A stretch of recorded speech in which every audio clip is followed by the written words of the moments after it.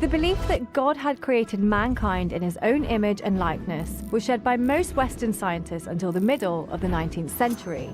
They thought all the creatures of the planet had been conceived by a divine force. That is, until Charles Darwin arrived. Some researchers were already talking about an evolution of the species, but the British naturalist was the first to explain with evidence how evolution might occur. By natural selection. His theory radically changed biology, offering a new explanation of the origin of human beings. It also made him one of the most influential scientists and intellectuals in history.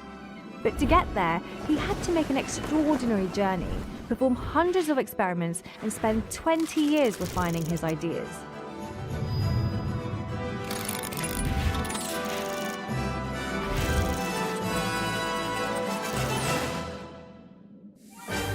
In 1831, Darwin was 22 years old and studying at the University of Cambridge when he was invited as a naturalist to a great expedition.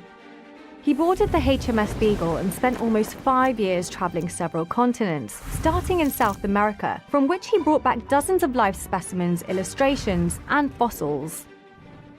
These fossils gave him one of the first clues about evolution.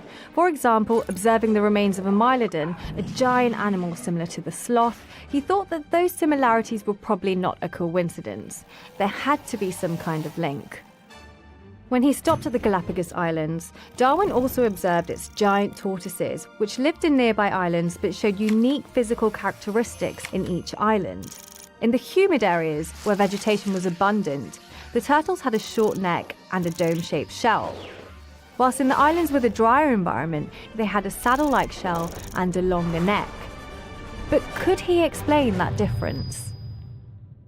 Upon his return, Darwin spent time observing how animal breeders and gardeners crossbred animals of a species to create new varieties.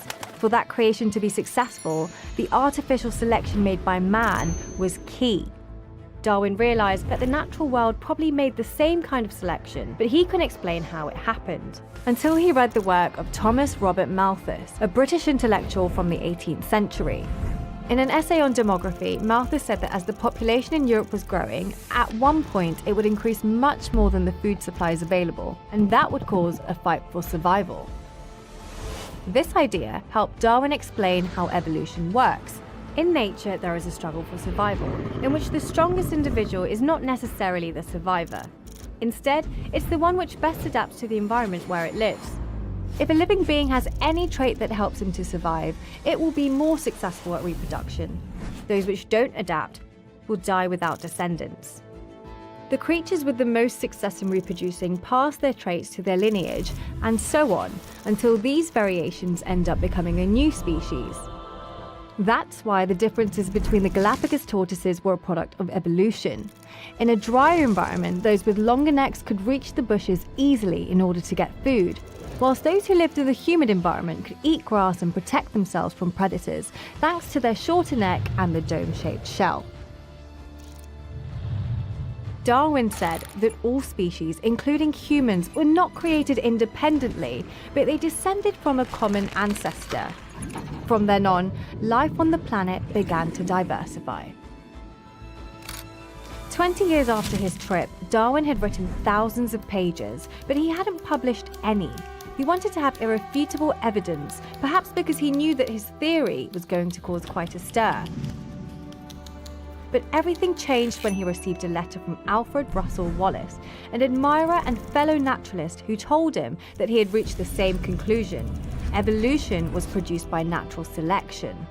Darwin panicked, facing the possibility that Wallace could take sole credit for the theory, so the two naturalists agreed to present a joint letter explaining their findings. But a year later, Darwin published his book titled On the Origin of Species, and he became a celebrity way beyond the scientific community. His findings shook the foundations of Victorian Britain. Like Copernicus in his time, Darwin changed the game by explaining that diversity came from a biological process without any interference from God. Darwin put human beings in the same evolutionary level as all the creatures on the planet. Scientific advances have confirmed his theory, and even the Catholic Church ended up accepting decades later that evolution is compatible with faith. And today, more than 150 years after Darwin's theory became known, we know that evolution is a fact. The planet keeps changing, sometimes dramatically, and we keep changing with it.